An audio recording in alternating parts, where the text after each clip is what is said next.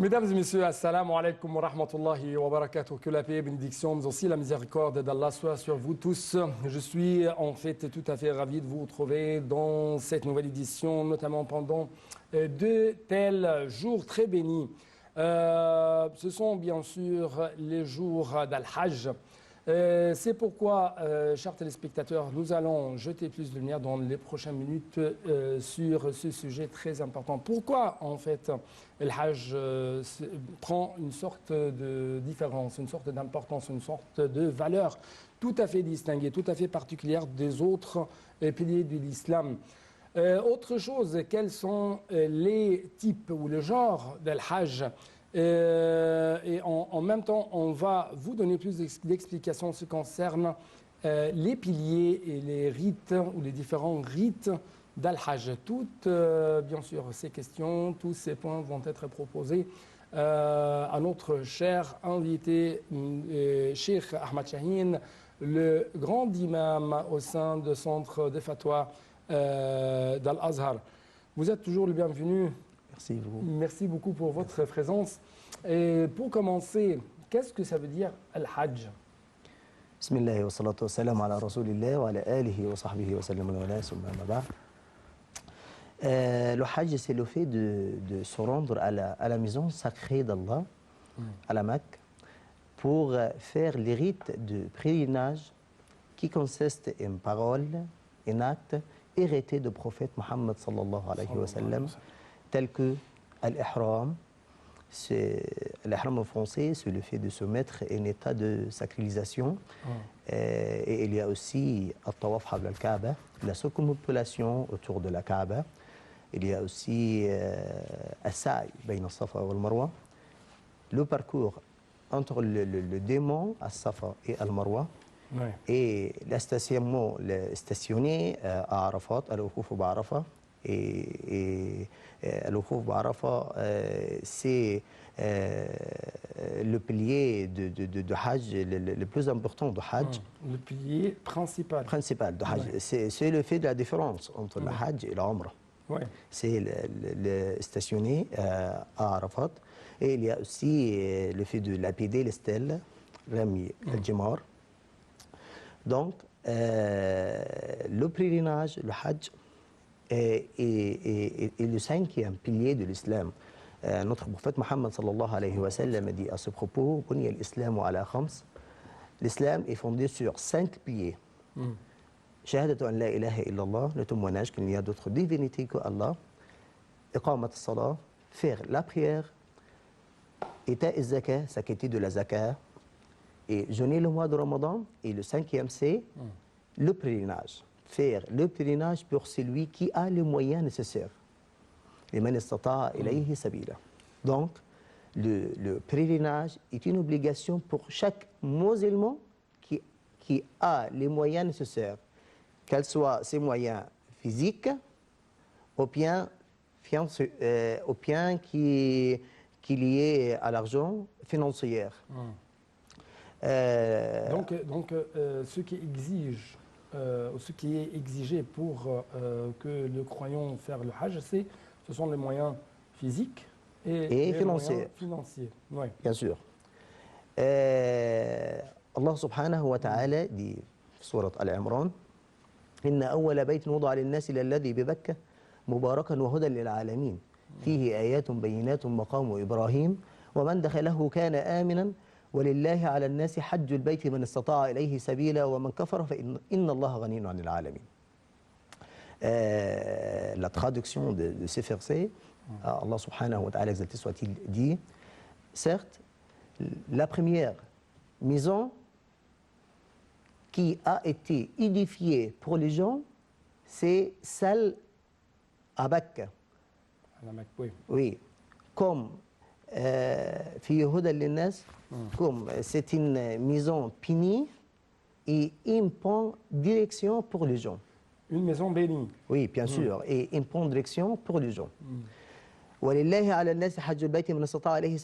Et c'est un devoir envers Allah pour les gens de faire le pèlerinage pour ceux qui ont les moyens. Ouais. Et certes, Allah est parfaitement se passe de l'univers. Wa inna Allah ghaniyun 'anil 'alam. Ouais. Et écoutez aussi à ce hadith magnifique de notre prophète Mohammed sallallahu alayhi wa sallam, le hadith rapporté par le compagnon du prophète Abu Huraira, radiallahu anhu, qu'Allah lui fasse miséricorde. Il a dit Man hajja falam yarfus walam yafsuk raja'a ka yawm waladathu ummu. Ouais. C'est lui qui fait le pèlerinage, faire le hajj, sans commettre des péchés impudiques, né de péché, il reviendra tel quel était le jour où sa mère l'enfantait. Ouais. Ce hadith mettrait l'accent sur la grande valeur de la Hajj. Oui. On va jeter plus de lumière sur la place distinguée d'Al-Hajj, mais justement, avant même de présenter ce reportage, nous prions tous Dieu qui nous accorde ce don, ce cadeau de faire le Hajj et nous donne tous les moyens nécessaires pour faire de tels rites très importants au sein de l'islam. Donc je dois vous proposer actuellement ce reportage de Shahinaz Ismail.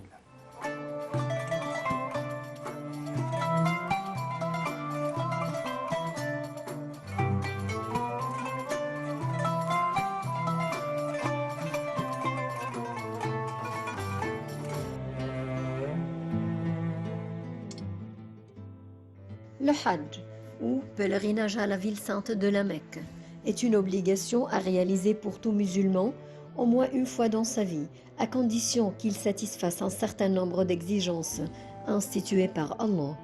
Cette obligation, le 5e pilier de l'islam, a été établie en l'an 9 avant l'Hégire. C'est en effet pour l'amour de Dieu. C'est également en commémoration du voyage du prophète Ibrahim et de sa famille. Le croyant cherche ainsi à plaire à Allah, car ce pèlerinage peut lui permettre de se faire pardonner tous ses péchés, comme l'a précisé le prophète Mohammed, à lui bénédiction et salut. Plusieurs conditions sont à remplir afin de pouvoir effectuer le Hajj. Elles sont au nombre de 4. Être musulman, en effet, dans la mesure où l'intention dans le cœur est ce qui valide nos actes, une personne ne croyant pas à Allah et en islam ne peut pas voir son pèlerinage validé. Avoir pleinement possession de sa capacité mentale. Une personne atteinte de folie, de troubles du comportement, n'est pas dans l'obligation d'effectuer le Hajj. Avoir atteint l'âge de puberté. L'enfant n'ayant pas de responsabilité à assumer comme l'adulte, il n'est pas obligatoire pour lui d'effectuer le Hajj. Cela dit, rien ne l'empêche de s'y rendre avec ses parents par exemple.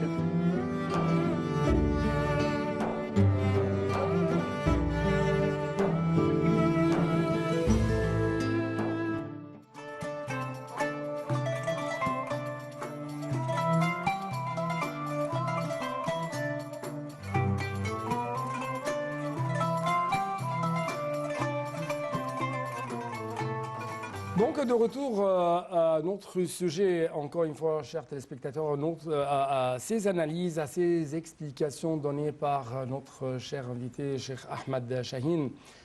L'imam au sein du centre des fatwas d'Al-Azhar.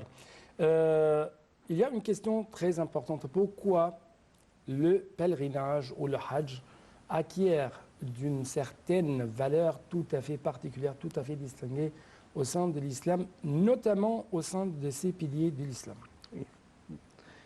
En fait, le pèlerinage représente un remplacement, le plus grand remplacement des gens dans le monde. Dans son remplacement, les gens viennent partout de la terre pour chercher un seul objectif, c'est chercher l'agrément d'Allah exalté soit-il, la satisfaction d'Allah exalté soit-il, et aussi implorer le pardon d'Allah. Ouais. Dans ce remplacement, on voit tous les gens, il n'y a pas de manifestations, de différence. Toutes les manifestations de distinction, toutes les manifestations de discernement sont en paix dans ce jour-là. Tous les jours, on voit les gens tout égaux. le même vêtement, c'est-à-dire deux pièces de toffe blanc pour les hommes. Il n'y a pas de différence entre celui qui est riche de celui qui est pauvre. Il n'y a pas de différence entre l'homme et la femme à ce moment-là. Donc, cette occasion représente l'égalité, mais dans sa forme la plus claire. Il n'y a pas de différence, quelle que soit la race des gens, quelle que soit la colère de ces gens-là. Et aussi, dans le jour de Hajj, il y a aussi un jour très important, c'est le jour de Arafah. Ouais.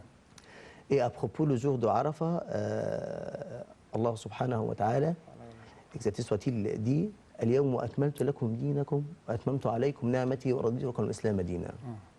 Donc, ce jour où la religion de l'islam a été parachevée et aussi les bienfaits d'Allah. Ouais. Le jour d'Arafah est aussi le meilleur jour dans lequel on peut jeûner. Notre prophète Mohammed sallallahu alayhi wa sallam a dit à propos du jeûne de ce jour-là, أحتسب أن يكفر سنة قبله وسنة بعده. Donc, les gens de ce jour effacent les péchés que l'on a commis pendant 2 jours, soit l'année passée et l'année prochaine. Et aussi à propos des bienfaits. Donc, le jeûne est permis pour les musulmans qui ne font pas le pèlerinage, Oui, n'effectuent bien pas sûr. le pèlerinage. Oui. Pour les autres musulmans, ils ne sont pas pour les pèlerins. Oui, bien sûr, bien sûr. Et il est une sunna bien recommandée pour les gens qui ne font pas le pèlerinage, qui ne sont Ouais. pas à la Mecque. Ouais. Jeûner ce jour-là pour profiter de ce mérite, parce que les gens de ce jour expient les péchés des années. Des années. Des années, bien sûr. Sanatan qablahu wa sanatan ba'dahu. Une année précédente et une Et année année suivante. Ouais. Oui, oui, bien sûr.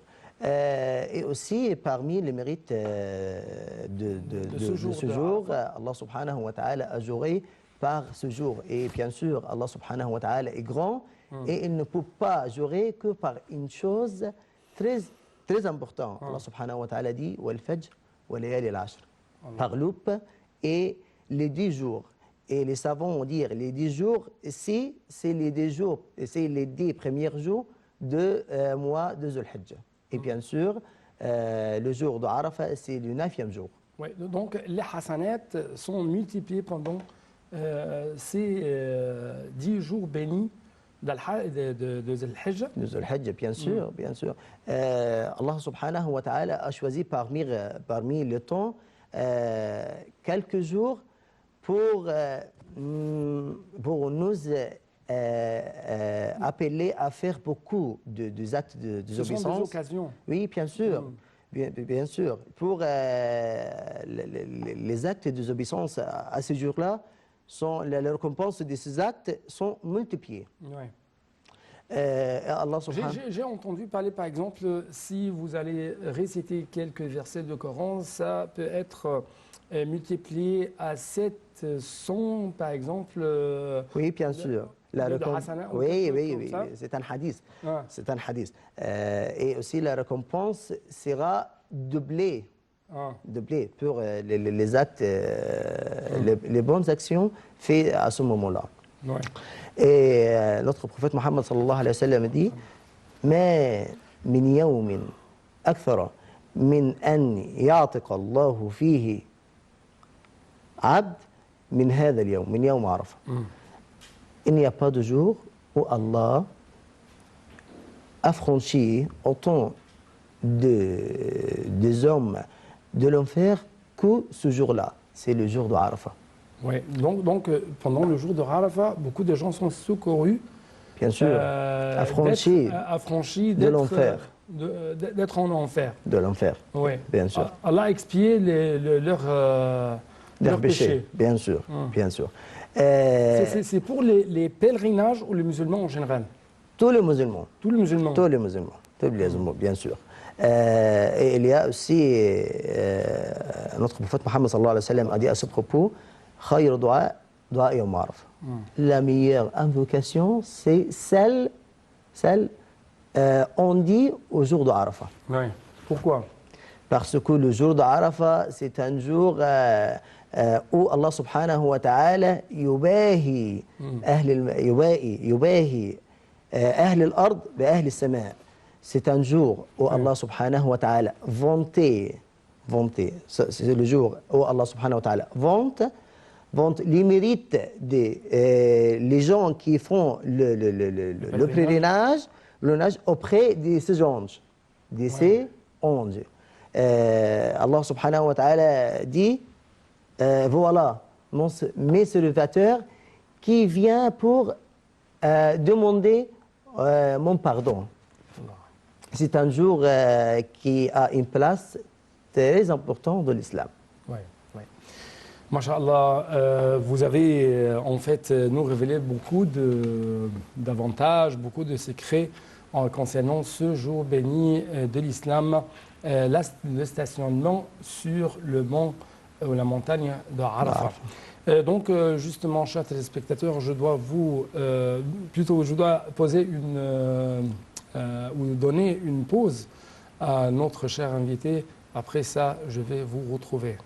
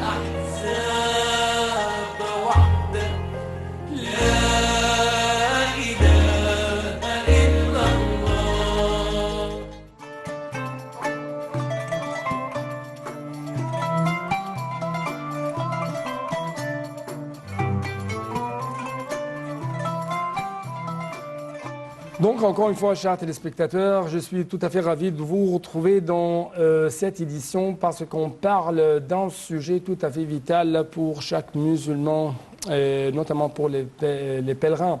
Il est connu qu'il y a 3 types de pèlerinage. Quels sont ces types? Quelles sont les différences entre ces genres, ces types de Hajj? C'est ce qu'on va savoir à travers, encore une fois, les éclaircissements de notre invité, Cheikh Ahmed Chahine. Donc, quels sont les 3 types d'Al-Hajj? En fait, il y a 3 types de pèlerinage, de Hajj. Le premier, c'est Al-Tamattu. Hajj Al-Tamattu, c'est le fait d'avoir l'intention de faire Al-Ihram, se mettre en état de sacralisation pour faire le Umrah. Ouais. Et après avoir terminé les rites de la Umrah, يتحلل الحاج, c'est-à-dire en français, désacraliser, oui bien sûr, de l'état de sacralisation, et aussi avoir une autre fois l'intention de faire la sacralisation, de faire al-Hajj. Ouais. Et pour faire ce type de Hajj, le musulman doit offrir un sacrifice. Il doit immoler une pâte à la Mecque, bien sûr. Ouais. C'est le premier Hajj At-Tamattu. Ouais. Mais avant d'arriver au deuxième genre, Donc, l'état de sacralisation. Sacralisation. Oui, bien sûr. C'est quoi est-ce que vous pouvez nous donner un peu plus d'informations? L'état de sacralisation à l'ihram, c'est le fait de se préparer pour faire le rite de pèlerinage. Et pour faire l'ihram, il y a aussi, bien sûr, des interdits de cet ihram, mahzourat l'ihram. Ouais. À ce moment-là, l'homme ne peut pas se parfumer, ne peut pas porter deux vêtements cousus, il ne peut pas se marier à ce moment-là, et bien sûr aussi, il ne peut pas avoir de rapport sexuel avec les femmes, il ne peut pas se couper ni les cheveux ni les ongles. Tous ces actes sont licites, bien sûr. Ouais. Normal, toutes ces choses-là sont permis pour chaque personne. Mais pour le Hajj, le pèlerin, ces choses-là sont interdites. Ouais. Et il ne peut pas également immoler des animaux. Bien sûr, le péché est interdit, couper les arbres, les plants, bien sûr, de la terre santé de la Mecque. Donc, il s'avère qu'ils doivent, les pèlerins doivent être dans un état respectueux de toutes les choses, que ce soit Bien sûr. leur corps ou leur environnement. On peut dire ce cas-là représente la paix de sa forme la plus évidente. As-salam. Il ne peut pas faire mal aux autres. Il ne peut pas pécher. Ouais. Il n'y a pas de débat avec les autres. Bien sûr. Toujours, nous sommes dans un état de paix, un état pacifique, d'être, si je puis dire, d'être très... Se sentir la tranquillité. Très gentil avec les autres. Oui, bien sûr. Et il n'y a pas de péché à faire. C'est-à-dire, c'est le fait d'appliquer les règles de l'islam. Les règles de l'islam. Parce que l'islam est la religion. Nous pouvons dire que c'est un stage de formation pour de tels pèlerins, parce qu'on parle, après ça, ce sont des règles que les pèlerins essayent d'appliquer pendant de tels jours. Oui. Et après ça, ce sont les ambassadeurs de l'islam, les éthiques de l'islam qu'ils doivent appliquer dans les jours à venir chez eux, dans leur propre pays, n'est-ce pas? Bien sûr. Donc, de retour à notre sujet, il y a un autre on dit Hajj al-Tamattu. Deuxièmement, c'est le Hajj al-Quran. Le Hajj al-Quran, c'est un type très proche de le premier. Parce que dans ce type, l'homme aussi faire l'ihram, mais dans ce type, l'ihram à la fois pour l'Umrah et le Hajj. À la fois. Donc, la différence entre Al-Quran et le Tamattu, dans ce type Al-Quran, il n'y a pas de désacralisation, il n'y a pas de tahallul. La sacralisation, le fait de mettre un état de sacralisation, l'ihram, c'est continu jusqu'à la fin du rite de pèlerinage. Et aussi dans ce type, il faut offrir, il faut donner, il faut faire un sacrifice. Mais le troisième type, c'est Hajj al-Ifrad. Le Hajj de l'Ifrad. Dans ce type, l'homme avoir seulement l'intention de faire la sacralisation pour faire le rite de pèlerinage seulement. Et dans ce type, il ne faut pas offrir un sacrifice. Pour le troisième? C'est le troisième. Al-Ifrad, avoir l'intention de faire seulement les rites de pèlerinage. Et dans ce type, il n'y a pas besoin d'offrir un sacrifice. Donc, Cheikh Ahmad Chahine, en fait, nous arrivons à la fin de cette édition, mais avant ça, nous prions tous Allah de nous accorder ce dont le pèlerinage, nous donner les moyens nécessaires, que ce soit physiques ou financiers. Et nous souhaitons même aux pèlerins d'avoir un bon hajj et de retourner chez eux sans péché comme il était né, Comme le jour tel qu'il était né. sa mère l'enfantait, Ok. bien sûr. Donc, merci encore une fois. Et c'est tout pour cette édition, chers téléspectateurs, et à la prochaine.